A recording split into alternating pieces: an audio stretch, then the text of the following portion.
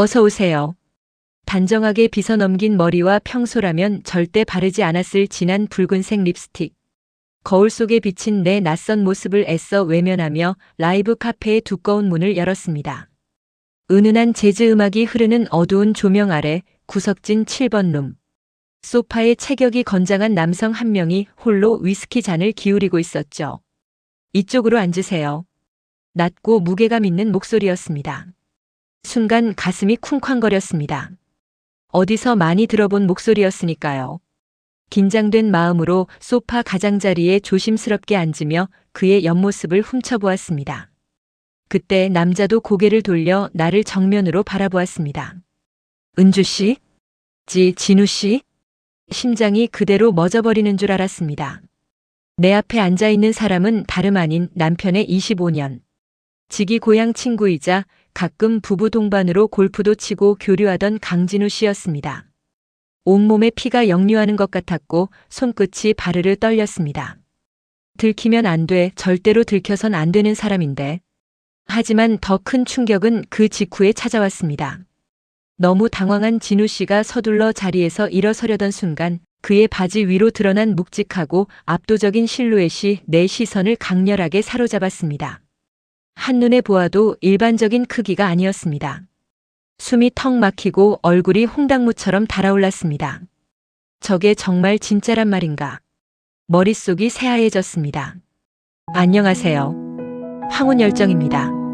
오늘도 저희 채널을 찾아주셔서 진심으로 감사드립니다. 여러분의 좋아요와 구독은 영상 제작에 정말 큰 힘이 됩니다. 제 이름은 고은주, 올해로 54세입니다. 남편 박성남과 결혼해 가정을 꾸린 지는 어느덧 25년이 되었네요. 남부러울 것 없이 키운 딸아이는 대학을 졸업하고 해외에서 직장 생활을 하고 있어 집에는 남편과 저 둘만 남은 상태였습니다.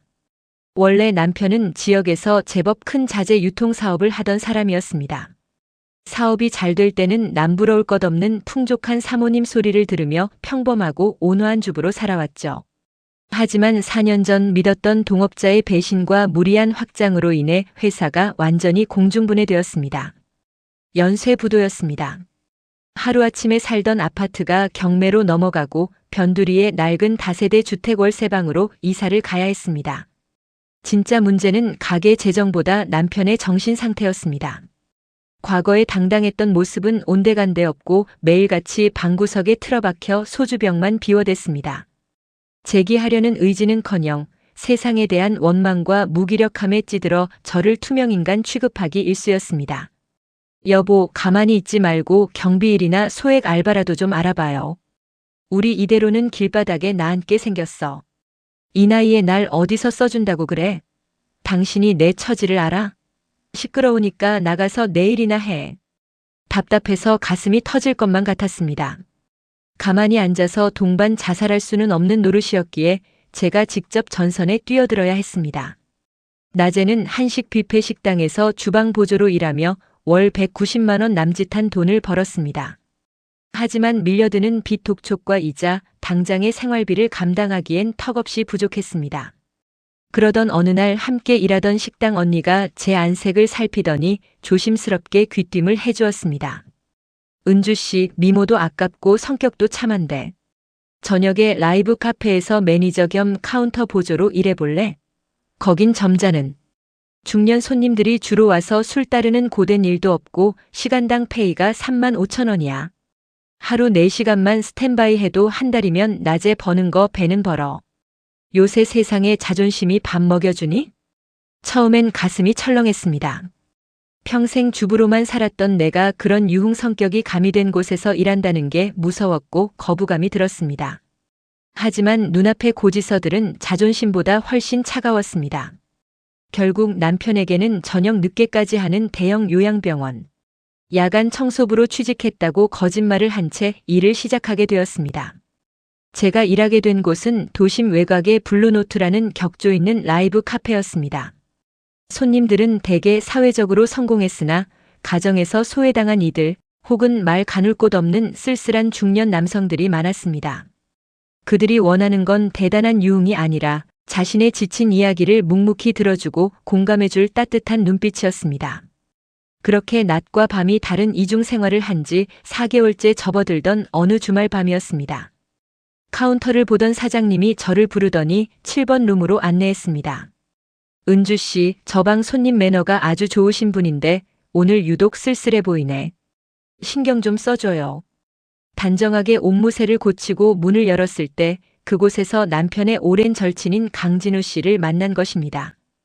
은주 씨, 정말 철수 아니 성남이한테는 비밀로 해줄게요. 내가 여기 온 것도 그 친구가 알면 안 되니까요. 서로 난처해지잖아요. 소파 양끝에 멀찍이 떨어져 앉은 채 진우 씨가 먼저 어색한 침묵을 깨며 말했습니다. 그의 배려 섞인 말에 겨우 가슴을 쓸어내릴 수 있었습니다. 진우 씨는 왜 이런 외딴 곳까지 혼자 오신 거예요?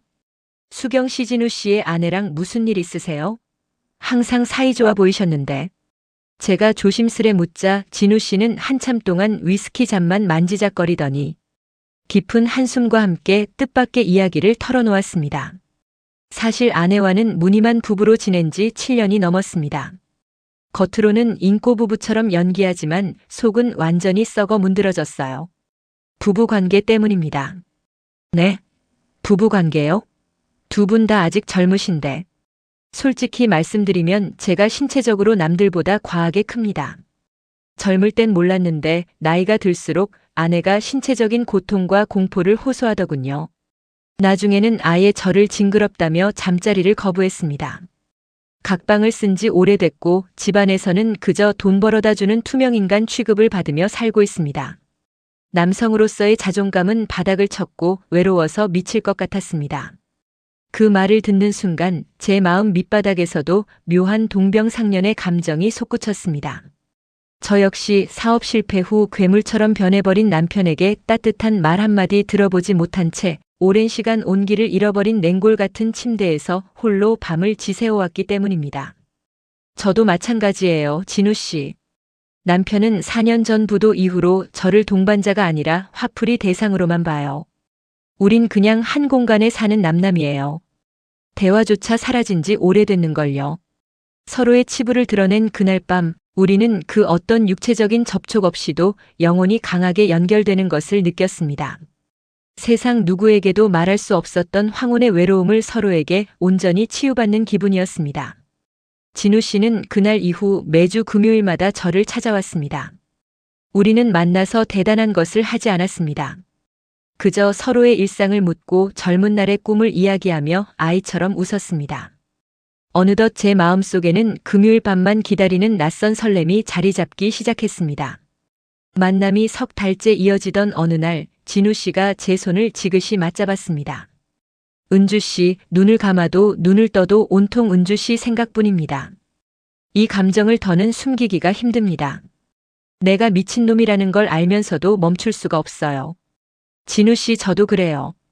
이러면 안 된다고 남편의 친구라고 매일 다짐하는데도 제 마음이 자꾸만 진우 씨에게로 흘러가요. 도덕적 죄책감보다 서로를 향한 갈증이 훨씬 더 컸습니다. 진우 씨가 천천히 다가와 제 입술에 입을 맞추었을 때 평생 느껴보지 못한 강렬한 전율이 뇌리를 스쳤습니다. 남편 외의 남자는 상상조차 해본 적 없던 제 삶에 진우 씨는 저를 다시 한 사람의 여자로 숨쉬게 만들어준 구원자였습니다. 그 밤 우리는 도심의 한 조용한 호텔로 향했습니다. 거칠어지는 숨소리 속에서 마침내 불을 껐을 때 비로소 진우 씨가 말했던 그 비밀을 제 눈과 손으로 직접 확인하게 되었습니다. 어둠 속에서도 선명하게 느껴지는 그의 존재감은 상상을 초월하는 크기였습니다. 순간 두려움과 경외감이 동시에 밀려왔습니다. 세상에 정말 이런 크기가 존재할 수 있단 말인가. 그의 아내가 왜 그토록 고통스러워하며 도망쳤는지 단번에 이해가 가더군요.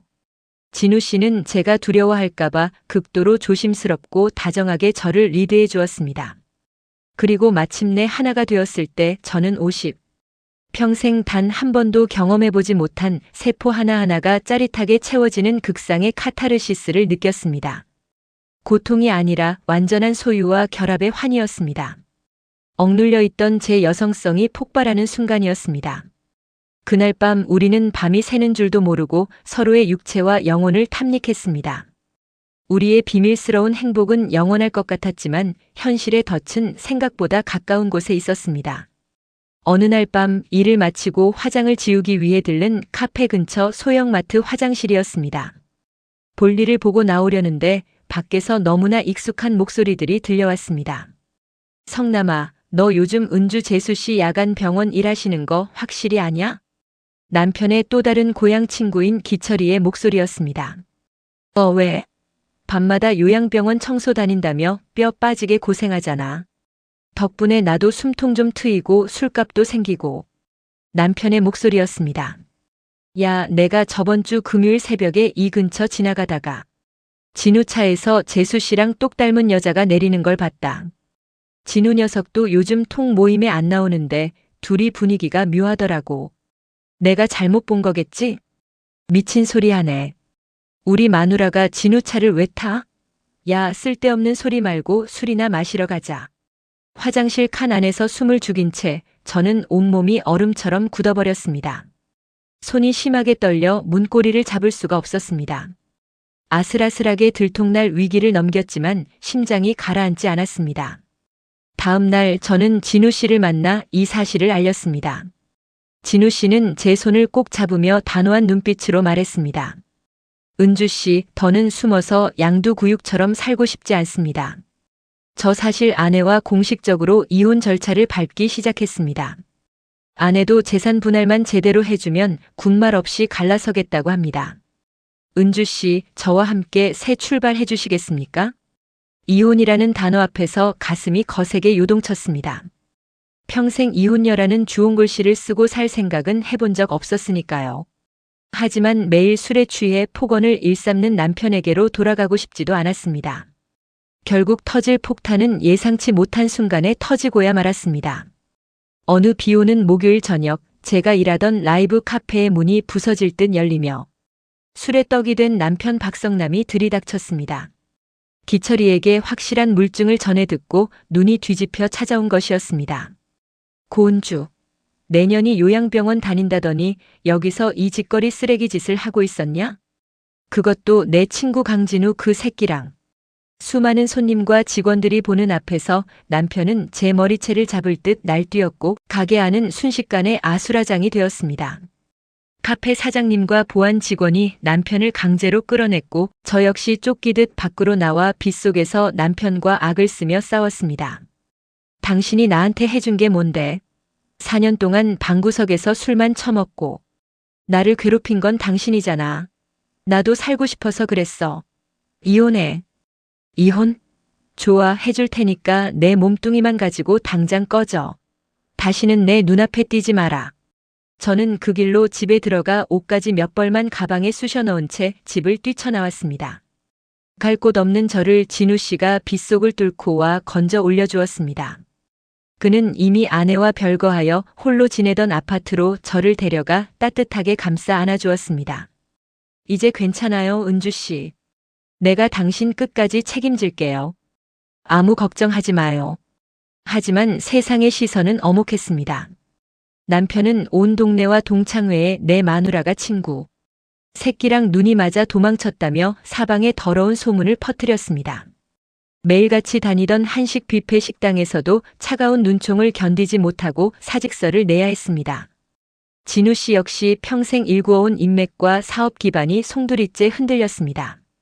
주변의 모든 인간관계가 단칼에 잘려나갔습니다. 은주 씨, 우리 이 지옥 같은 도시를 떠납시다. 아무도 우리를 모르는 곳으로 가서 오직 둘만의 인생을 삽시다. 세상 사람들이 뭐라고 하든 무슨 상관입니까?